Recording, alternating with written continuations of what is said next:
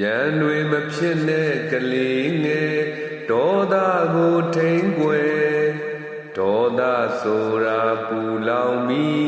အသက်တို့ကြောင့်သည်ရုပ်ရည်လဲကြမ်းပါတယ်ဒေါသထွက်ရင်ကွယ်ပညာဉာဏ်မေးမိန်သွားဒေါသသမားအမှားများဒေါသထွက်ရင်ကြောက်เสียကွယ်ကျေးဇူးတရားလည်းမေ့တတ်တယ်မိဘစိတ်ရာမိတ္တဟာများဒေါသထွက်ရင်ပြန်စောကအထိန်မရှိတဲ့ပုဂ္ဂိုလ်များဒေါသထွက်ရင်သေတဲ့အခါငရဲရောက်တတ်တာကောင်းကျိုးမပေးတဲ့ဒီဒေါသပညာဉာဏ်နဲ့ထိန်အုပ်ကြမေတ္တာနာနာပူပါရဲ့ဒေါသစိတ်ကလေးလွင်ပြောက်စဉ်